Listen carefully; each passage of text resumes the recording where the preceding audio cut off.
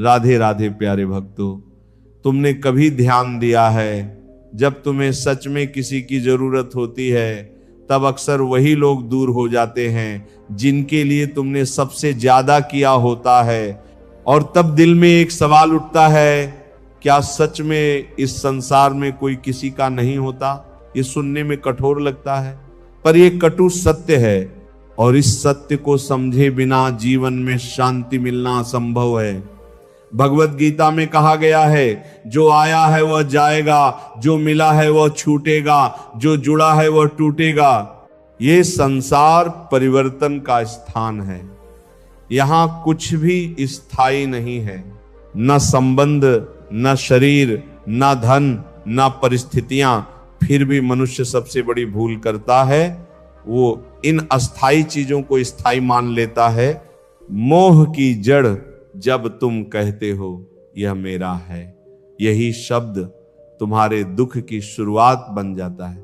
गीता में श्री कृष्ण अर्जुन से कहते हैं, यह शरीर भी तेरा नहीं है, तू आत्मा है, और आत्मा न जन्म लेती है न मरती है। अब सोचो, जब शरीर ही तुम्हारा नहीं है तो इस शरीर से जुड़े रिश्ते कैसे तुम्हारे हो सकते हैं? माता, पिता, भाई, बहन, मित्र, ये सब संबंध इस जन्म के हैं और यह जन्म भी अस्थाई है। तुम यहाँ कुछ समय के लिए आए हो और हर कोई अपनी अपनी भूमिका निभा रहा है। जैसे एक नाटक में कलाकार आते हैं, कुछ देर अभिनय करते हैं और फिर मंच छोड़ देते हैं, वैसे ही ये जीवन है। सब अपने स्वार्थ के लिए जुड़े हैं। ये सुनने में कड़वा लगेगा, पर यही सच्चाई है। इस संसार में हर संबंध स्वार्थ पर आधारित है। कोई तुम्हारे साथ इसलिए है क्योंकि उसे तुमसे कुछ मिल रहा है, सहारा, सुख, सुरक्षा या फायदा। जिस दिन उसे यह सब मिलना बंद हो जाएगा, उस दिन वह भी बदल जाएगा।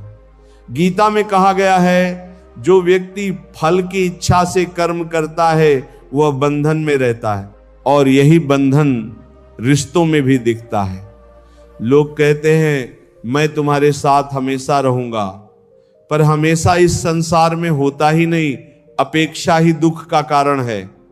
तुम दुखी क्यों होते हो? क्योंकि तुमने उम्मीद रखी थी कि सामने वाला तुम्हारे लिए वही करेगा जो तुमने उसके लिए किया। लेकिन गीता कहती है, कर्म कर पर फल की इच्छा मत कर। यह केवल काम पर लागू नहीं होता, यह संबंधों पर भी लागू होता है। तुम किसी के लिए अच्छा करते हो, यह तुम्हारा कर्म है, लेकिन बदले में वही मिलने की उम्मीद करना, यही तुम्हारे दुख का कारण है। तुम अकेले आए थे, अकेले जाओगे। एक पल के लिए आंखें बंद करो और सोचो, जब तुम इस संसार में आए थे तब तुम्हारे साथ कौन था? कोई नहीं। और जब तुम जाओगे तब भी कोई साथ नहीं जाएगा। गीता में स्पष्ट कहा गया है, आत्मा अकेली आती है और अकेली ही जाती है, तो फिर यह मेरा और तेरा का खेल किस लिए? यह केवल मन का भ्रम है। सच्चा साथी कौन है?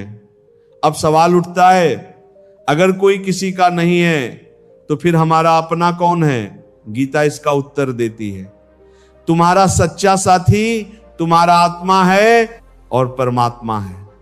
बाकी सब अस्थाई हैं। लोग आएंगे, कुछ समय साथ रहेंगे और फिर चले जाएंगे, लेकिन तुम्हारा आत्मा हर जन्म में तुम्हारे साथ रहता है। समझ की शुरुआत, जब यह बात तुम्हारे भीतर उतर जाती है कि इस संसार में कोई किसी का नहीं है, तब तुम्हारे अंदर एक परिवर्तन शुरू होता है। तुम लोगों से उम्मीद रखना छोड़ देते हो, तुम खुद को समझने लगते हो, तुम अपने कर्म पर ध्यान देने लगते हो, और सबसे बड़ी बात, तुम भीतर से मजबूत हो जाते हो। अब तुम्हें किसी के जाने का डर नहीं रहता, क्योंकि तुम जान चुके हो कोई स्थायी था ही नहीं। असली ज्ञान क्या है? ज्ञान का मतलब यह नहीं कि तुम बहुत कुछ पढ़ लो। ज्ञान का मतलब है सत्य को स्वीकार करना, और सत्य यही है, कोई तुम्हारा नहीं है, कुछ भी स्थायी नहीं है, सब कुछ बदलने वाला है। जब तुम इस सत्य को स्वीकार कर लेते हो, तब तुम्हारा जीवन बदल जाता है। एक गहरी बात समझो, तुम्हें लोगों से दूर नहीं होना है, तुम्हें लोगों से जुड़ना है, पर बिना मोह के। गीता में कहा गया है जिसने मोह छोड़ दिया वही मुक्त हो गया। मोह का मतलब है ये हमेशा मेरे साथ रहेगा, और यही सबसे बड़ा भ्रम है। अब तुम क्या करोगे? अब सवाल ये नहीं कि कौन तुम्हारा है, सवाल ये कि तुम खुद अपने लिए क्या हो। क्या तुम अपने साथ खड़े हो? क्या तुम खुद को समझते हो? क्या तुम अपने जीवन का उद्देश्य जानते हो? अगर नहीं तो तुम्हें सबसे पहले खुद को जानना होगा। इस संसार में कुछ भी स्थायी नहीं है, हर संबंध अस्थाई है। अपेक्षा ही दुख का कारण है, आत्मा ही सच्चा साथी है। मोह छोड़ना ही मुक्ति है।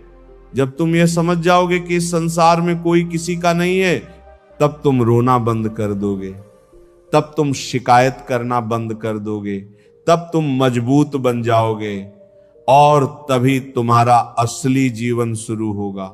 जब यह सत्य तुम्हारे भीतर उतर जाता है कि इस संसार में कोई किसी का नहीं है, तब जीवन एकदम खाली सा लगने लगता है। मन पूछता है अगर कोई मेरा नहीं है तो फिर मैं किसके लिए जीऊं, किसके लिए मेहनत करूं, किसके लिए अच्छा बनूं। यहीं से असली ज्ञान की शुरुआत होती है। जीवन का उद्देश्य बदलो। अब तक तुम दूसरों के लिए जी रहे थे, किसी को खुश करने के लिए, किसी से प्यार पाने के लिए, किसी की उम्मीदों पर खरा उतरने के लिए। पर गीता कहती है जिसका जीवन दूसरों की अपेक्षाओं पर चलता है वह कभी शांति नहीं पा सकता। जीवन का उद्देश्य बाहर नहीं, भीतर होता है। तुम्हें अब यह समझना होगा, तुम यहां किसी को खुश करने नहीं आए हो, तुम यहां अपने कर्म को पूरा करने आए हो। कर्म ही तुम्हारा धर्म है। श्री कृष्ण अर्जुन से कहते हैं तुझे केवल कर्म करने का अधिकार है, फल पर नहीं। इसका गहरा अर्थ है तुम्हारा काम है अपना कर्तव्य निभाना, चाहे कोई तुम्हारी सराहना करे या नहीं, चाहे कोई तुम्हारे साथ रहे या नहीं। अगर तुम ये सोचकर काम करोगे कि लोग क्या कहेंगे, तो तुम कभी सच्चा कर्म नहीं कर पाओगे। स्वयं के लिए जीना सीखो। ये स्वार्थ नहीं है, ये समझ है। जब तुम अपने लिए जीते हो तो तुम किसी पर निर्भर नहीं रहते। तुम्हारी खुशी किसी व्यक्ति पर नहीं टिकी होती, तुम्हारी शांति किसी रिश्ते पर नहीं टिकी होती। गीता में कहा गया है जो व्यक्ति स्वयं में ही संतुष्ट है वही सच्चा योगी है। अब सोचो, अगर तुम्हारी खुशी तुम्हारे भीतर है तो कोई तुम्हें दुखी कैसे कर सकता है? असली सुख कहां है? तुमने हमेशा सोचा सुख बाहर है। अच्छा घर मिलेगा तो सुख मिलेगा, अच्छी गाड़ी होगी तो सुख मिलेगा, अच्छे लोग साथ होंगे तो सुख मिलेगा। पर क्या सच में ऐसा हुआ? जितना मिला उतनी ही नई इच्छाएं बढ़ती गई। गीता कहती है इच्छाएं कभी समाप्त नहीं होती, और इच्छाओं के पीछे भागने वाला कभी संतुष्ट नहीं होता। असली सुख बाहर नहीं है, असली सुख भीतर है। मन को नियंत्रित करना सीखो। तुम्हारा सबसे बड़ा मित्र भी मन है और सबसे बड़ा शत्रु भी मन है। अगर मन तुम्हारे नियंत्रण में है तो जीवन आसान हो जाएगा। अगर मन तुम्हें नियंत्रित कर रहा है तो जीवन दुख से भर जाएगा।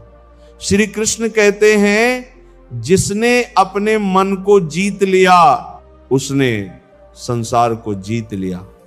अब सवाल है मन को कैसे नियंत्रित करें? वैराग्य और अभ्यास। गीता में 2 रास्ते बताए गए हैं। एक अभ्यास, बार बार सही चीज करना। 2 वैराग्य, गलत चीजों से दूरी बनाना। जब तुम बार बार अपने मन को सही दिशा में लगाते हो तो धीरे धीरे मन शांत होने लगता है, और जब तुम उन चीजों से दूरी बनाते हो जो तुम्हें अंदर से कमजोर करती हैं तो मन मजबूत होने लगता है। लोगों से नहीं, खुद से जुड़ो। तुमने हमेशा लोगों से जुड़ने की कोशिश की, दोस्ती, रिश्ते, प्यार, पर गीता सिखाती है सबसे पहले खुद से जुड़ो।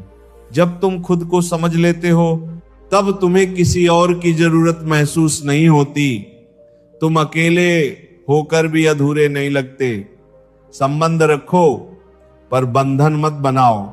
जीवन में रिश्ते जरूरी हैं पर उनसे बंध जाना जरूरी नहीं है। तुम लोगों से मिलो, उनके साथ समय बिताओ, उनकी मदद करो, पर यह मत सोचो कि वे हमेशा तुम्हारे साथ रहेंगे। गीता कहती है जो व्यक्ति आसक्ति छोड़कर संबंध निभाता है वही सच्चा ज्ञानी है। डर खत्म हो जाएगा जब तुम ये समझ जाते हो कि कोई तुम्हारा नहीं है, तब तुम्हारा सबसे बड़ा डर खत्म हो जाता है, खोने का डर। अब तुम्हें किसी के जाने का डर नहीं रहेगा, किसी के बदलने का डर नहीं रहेगा, क्योंकि तुम जान चुके हो सब कुछ अस्थाई है। स्वतंत्रता का अनुभव यही असली स्वतंत्रता है। जब तुम्हें किसी की जरूरत नहीं होती, जब तुम्हारी खुशी किसी पर निर्भर नहीं होती, तब तुम सच में आजाद हो जाते हो। गीता में कहा गया है जिसने आसक्ति छोड़ दी वही मुक्त है। एक गहरी सच्चाई, तुम्हें लोगों से दूर नहीं भागना है, तुम्हें उनके बीच रहकर भी स्वतंत्र रहना है। ये कठिन लगता है पर यही सच्चा ज्ञान है। तुम अपने कर्तव्य निभाओ पर अपने मन को किसी के साथ मत बांधो। अब जीवन कैसे जिए? अपना कर्म पूरी ईमानदारी से करो, किसी से अपेक्षा मत रखो, अपनी खुशी अपने भीतर खोजो, मन को नियंत्रित करो, संबंध निभाओ पर आसक्ति मत रखो। जब तुम समझ जाते हो कि कोई किसी का नहीं है, तब तुम्हें यह भी समझना होगा जीवन कैसे जीना है, और गीता का उत्तर स्पष्ट है। अपने कर्म पर ध्यान दो, अपने मन को संभालो, अपने भीतर शांति खोजो। जब तुम ऐसे जीने लगते हो तो तुम्हें किसी के साथ की जरूरत नहीं रहती, फिर भी तुम अकेले नहीं होते, क्योंकि अब तुम खुद के साथ हो। तुम सोचते हो कि तुम्हारा दुख लोगों की वजह से है, पर सच्चाई यह है तुम्हारा दुख किसी व्यक्ति से नहीं, तुम्हारे अपने मन से पैदा होता है। जिस दिन यह बात समझ में आ जाती है उसी दिन जीवन बदलने लगता है। मन का खेल समझो, एक ही घटना होती है, दो लोग उसे अलग अलग तरीके से देखते हैं। एक व्यक्ति टूट जाता है, दूसरा उसी परिस्थिति में और मजबूत हो जाता है। ऐसा क्यों? क्योंकि घटना समान है पर मन अलग है। गीता में कहा गया है मनुष्य का मन ही उसका मित्र है और मन ही उसका शत्रु है। अगर मन सही दिशा में है तो हर परिस्थिति तुम्हें आगे बढ़ाएगी। अगर मन भटका हुआ है तो हर अच्छी चीज भी तुम्हें दुख देगी। मन क्यों भटकता है? मन हमेशा बाहर की ओर भागता है, नई चीजें, नए लोग, नई इच्छाएं, और ये कभी रुकता नहीं। गीता कहती है इच्छा से क्रोध पैदा होता है, क्रोध से मोह, और मोह से बुद्धि नष्ट हो जाती है। एक पूरा चक्र है, इच्छा से क्रोध, क्रोध से मोह, मोह से भ्रम, भ्रम से पतन। अब सोचो तुम दिन भर क्या कर रहे हो? इच्छाओं के पीछे भाग रहे हो, और यही तुम्हारे दुख का मूल कारण है, इच्छाओं का जाल। तुम सोचते हो बस ये मिल जाए फिर मैं खुश हो जाऊंगा, पर जैसे ही वो चीज मिलती है तुम्हारा मन कुछ और मांगने लगता है। ये अंतहीन चक्र है। गीता में कहा गया है इच्छाएं अग्नि की तरह है, जितना उन्हें बढ़ाओगे उतनी ही बढ़ेंगी। तो समाधान क्या है? इच्छाओं को खत्म करना नहीं, इच्छाओं के पीछे भागना छोड़ना है। मन को रोकना नहीं, समझना है। बहुत लोग कोशिश करते हैं मन को जबरदस्ती रोकने की, पर यह गलत तरीका है। मन को दबाओगे तो वह और जोर से उठेगा। गीता सिखाती है मन को समझो, उसे सही दिशा दो। जैसे एक छोटे बच्चे को प्यार से समझाया जाता है, बच्चे को वैसे ही मन को संभालना पड़ता है। ध्यान का असली अर्थ, लोग सोचते हैं ध्यान का मतलब है आंख बंद करके बैठ जाना, पर गीता के अनुसार ध्यान का मतलब है मन को एक स्थान पर स्थिर करना। जब तुम अपने काम में पूरी तरह डूब जाते हो, जब तुम्हारा ध्यान भटकता नहीं, वही ध्यान है। वर्तमान में रहना सीखो। मन हमेशा दो जगह भागता है, या तो अतीत में या भविष्य में, और दोनों ही जगह दुख है। अतीत में पछतावा है, भविष्य में डर है, शांति केवल वर्तमान में है। गीता कहती है जो वर्तमान में स्थित है वही स्थिर बुद्धि वाला है। तुलना करना छोड़ो। मन की एक और आदत है तुलना करना, उसके पास ये है मेरे पास नहीं, वो मुझसे आगे है। यही सोच तुम्हें अंदर से कमजोर करती है। आज गीता सिखाती है हर व्यक्ति अपने कर्म के अनुसार चलता है। तुम्हारा रास्ता अलग है, दूसरों का रास्ता अलग है। तुलना करने का कोई अर्थ नहीं। मन को मजबूत कैसे बनाए? गीता के अनुसार 3 मुख्य उपाय हैं। एक, अभ्यास, हर दिन अपने मन को सही दिशा में लगाओ। 2, वैराग्य, जो चीजें तुम्हें कमजोर करती हैं उनसे दूरी बनाओ। 3, संतुलन, ना ज्यादा खुशी में बहो ना ज्यादा दुख में टूटो। श्री कृष्ण कहते हैं जो सुख और दुख में समान रहता है वही स्थिर बुद्धि वाला है। प्रतिक्रिया देना बंद करो। जब कोई तुम्हारे साथ गलत करता है तुम तुरंत प्रतिक्रिया देते हो, गुस्सा, दुख, निराशा।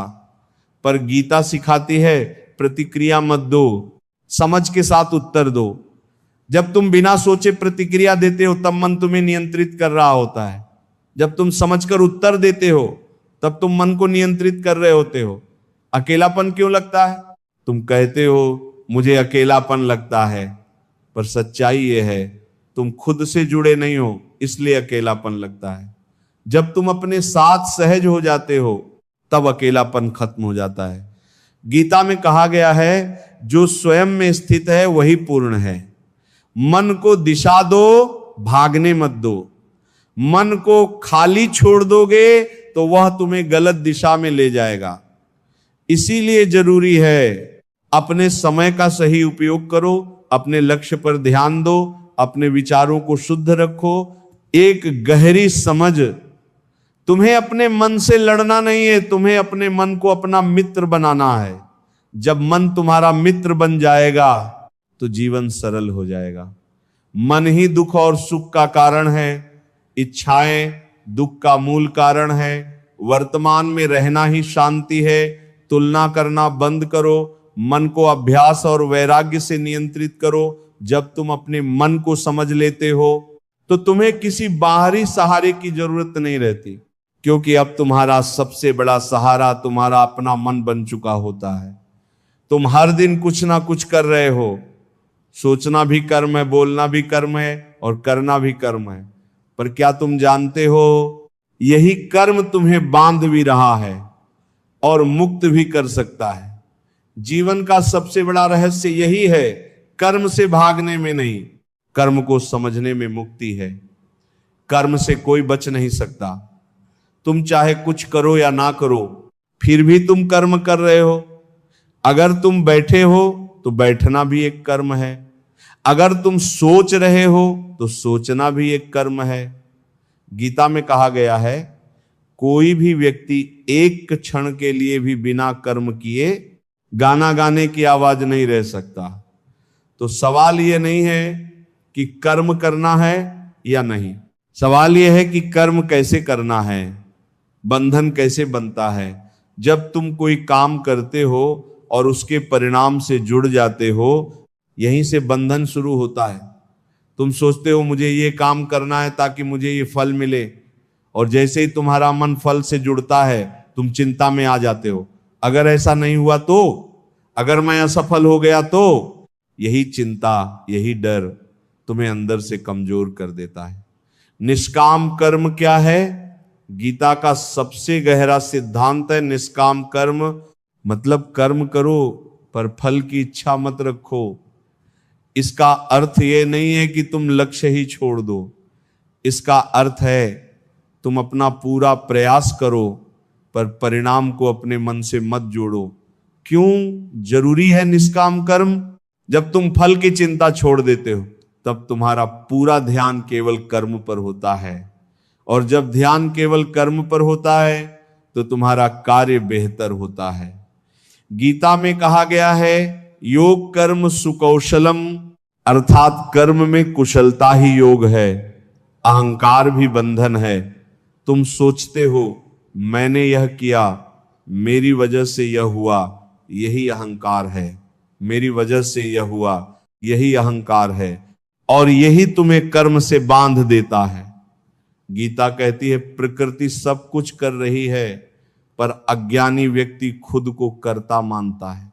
अब सोचो, तुम्हारा शरीर, तुम्हारी बुद्धि, तुम्हारी शक्ति, ये सब तुम्हारे नियंत्रण में नहीं है, तो फिर मैं का अहंकार किस बात का?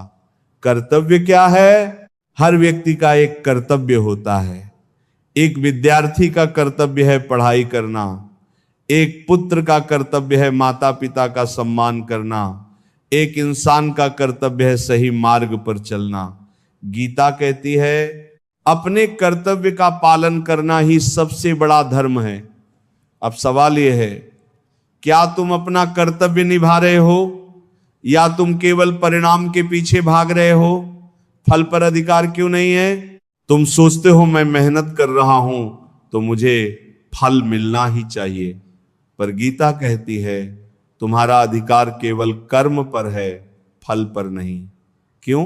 क्योंकि फल कई चीजों पर निर्भर करता है, तुम्हारा प्रयास, समय, परिस्थिति और ईश्वर की इच्छा।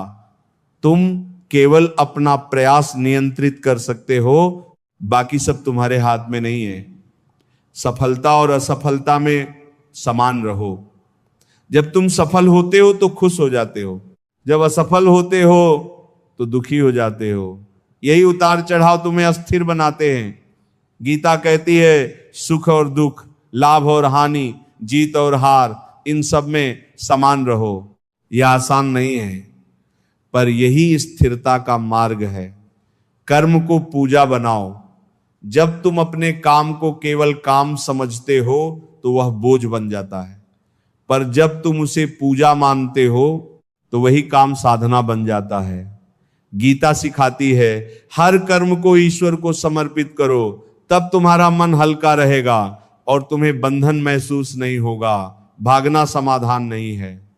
बहुत लोग सोचते हैं मुझे सब छोड़ देना चाहिए तभी शांति मिलेगी, पर गीता कहती है कर्म से भागने में नहीं, कर्म को सही तरीके से करने में शांति है।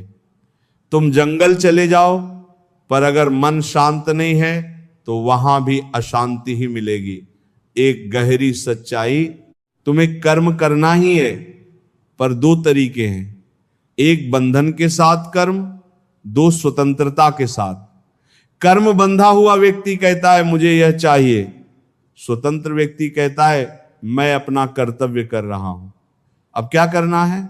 अपने कर्म पर ध्यान दो, फल की चिंता छोड़ो, अहंकार छोड़ो, अपने कर्तव्य को समझो। हर परिस्थिति में संतुलित रहो। कर्म से कोई बच नहीं सकता। फल की इच्छा बंधन का कारण है, निष्काम कर्म ही मुक्ति का मार्ग है। अहंकार भी बंधन है, कर्तव्य ही धर्म है। जब तुम कर्म का यह रहस्य समझ लेते हो तो जीवन बदल जाता है।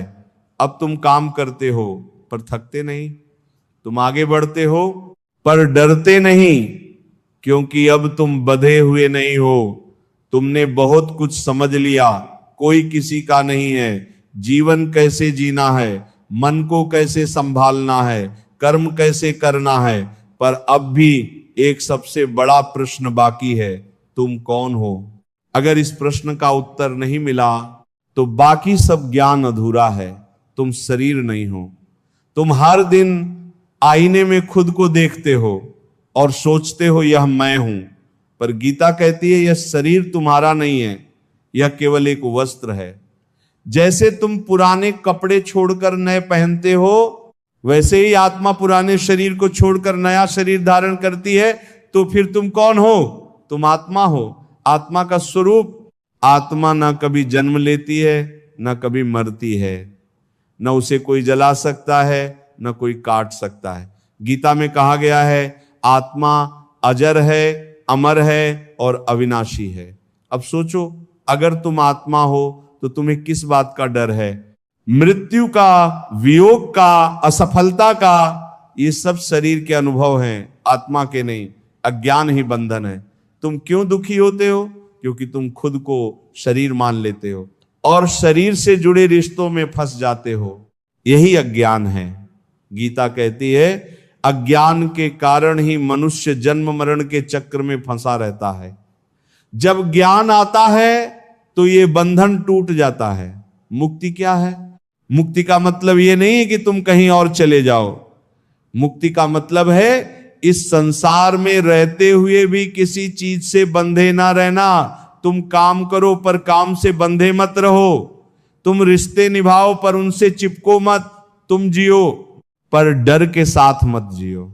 समर्पण का अर्थ, जब तुम सब कुछ समझ लेते हो तब एक ही मार्ग बचता है, समर्पण। गीता में श्री कृष्ण कहते हैं सब धर्मों को छोड़कर मेरी शरण में आ जाओ, मैं तुम्हें सभी पापों से मुक्त कर दूंगा। इसका अर्थ है अपने अहंकार को छोड़ दो, अपने डर को छोड़ दो, अपने नियंत्रण की भावना को छोड़ दो और विश्वास रखो जो हो रहा है वह सही हो रहा है। शांति कैसे मिलेगी? तुमने बहुत कोशिश की बाहर शांति ढूंढने की, पर शांति बाहर नहीं है। गीता कहती है जिसने अपने मन को जीत लिया उसे शांति स्वयं प्राप्त हो जाती है। जब मन शांत हो जाता है तो जीवन भी शांत हो जाता है। जीवन का सही दृष्टिकोण, अब तुम्हें जीवन को एक नए नजरिए से देखना होगा। कुछ भी स्थायी नहीं है, कोई भी हमेशा साथ नहीं रहेगा, हर परिस्थिति बदलने वाली है। तो फिर डर किस बात का? जो आज है वह कल नहीं होगा और जो कल आएगा वह भी स्थायी नहीं होगा। ज्ञानी व्यक्ति कैसा होता है? गीता के अनुसार वो किसी से आसक्त नहीं होता, वो सुख और दुख में समान रहता है, वो अपने कर्तव्य को पूरी निष्ठा से निभाता है, वो अपने भीतर ही संतुष्ट रहता है, वो बाहर से सामान्य दिखता है पर अंदर से पूरी तरह मुक्त होता है। तुम्हारा असली उद्देश्य, तुम यहां केवल जीने के लिए नहीं आए हो, तुम यहां समझने के लिए आए हो, खुद को समझने के लिए। जब तुम खुद को जान लेते हो तो सब कुछ स्पष्ट हो जाता है। एक अंतिम गहरी बात, तुम इस संसार को बदलने की कोशिश करते हो पर असली परिवर्तन भीतर होता है। जब तुम बदलते हो तो तुम्हारी दुनिया बदल जाती है। अब तुम क्या करोगे? अब तुम्हारे पास दो रास्ते हैं।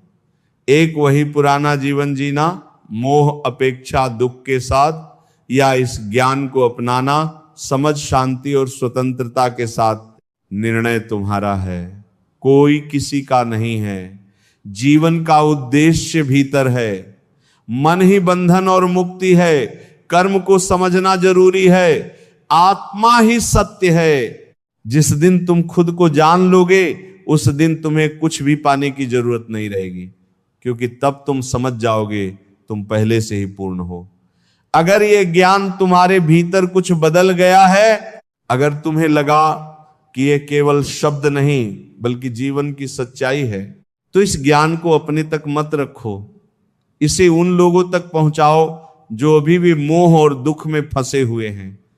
और अगर तुम ऐसे ही गहरे ज्ञान को समझना चाहते हो तो इस यात्रा का हिस्सा बनो, क्योंकि यहां हम केवल सुनते नहीं, हम समझते हैं और बदलते हैं।